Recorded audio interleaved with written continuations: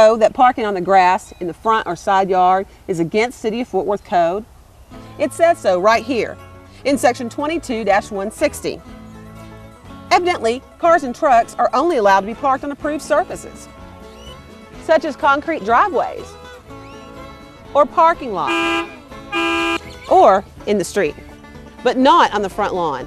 Yard parking is prohibited for areas zoned for one family, two family, or multifamily use.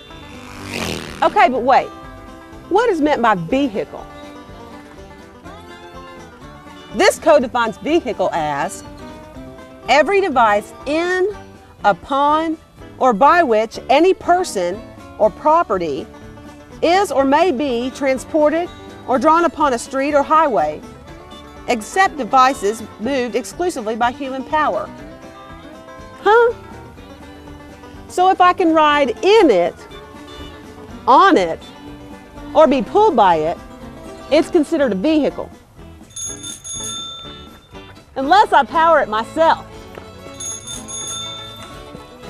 So I can't park in my front yard. But what about other parts of my yard? What makes up the other parts of my yard? Well, the front yard, that's easy. That's the grassy area in front of my house. The side yard is the area on the side of my house, between the house and the fence. The backyard, well, that's behind my house. Parking is not allowed on my front yard or in the side yard. But the backyard, that's all right. Good to know. But according to the code, parking partially on the front yard or side yard is a violation. So I should always park my vehicles on an approved surface. But what is an approved surface? Well, there's cement, asphalt, and brick. Gravel can be acceptable, but it must be surrounded by a permanent border. Are there exceptions? Vehicles may be parked on side yards if they are surrounded by a 6-foot screening fence. They should not be visible to public view or to the view of the neighbors. Vehicles can be parked in the backyard without the area having to be paved. But wait, I've seen people parking in yards during events such as golf tournaments. What about that? The code states that the yard parking rule doesn't apply to temporary special events as mandated by City Council.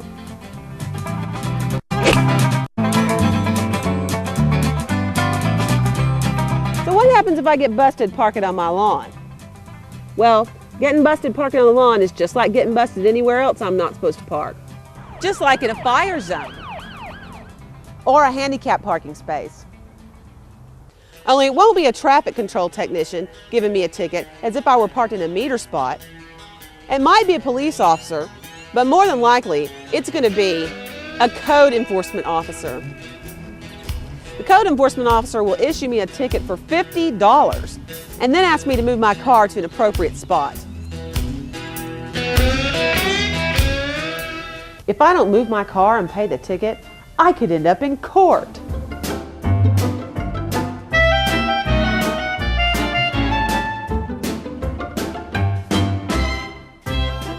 I have better things to do with my time, so how can I avoid such an ordeal? The first thing I can do is park on an approved surface in the first place. But what if my driveway just isn't big enough for all my cars? Well, one solution is I could pave part of the front or side yard. What else could I do? I could put up a screening fence, something 6 feet high that no one could see through. Or I could simply park my extra cars behind my house in the backyard. That's easy. That's a lot of information. Let me see if I can remember it all. My cars and trucks and such need to be parked on approved surfaces. My vehicle should not be parked in the grass, not even a little bit. And if they're parked in the side yard, they must be surrounded by a 6-foot screening fence. If I decide to put up a screening fence or maybe pave part of my yard, it's a good idea for me to check with the development department first. That way I know all the materials I've used are up to code. Cars can be parked legally in my backyard. If I park on my front or my side yard, I can get a $50 ticket for each car, each time. I don't want that. So I'll keep my vehicles parked legally. That's not too hard. I can do that, and I bet you can too.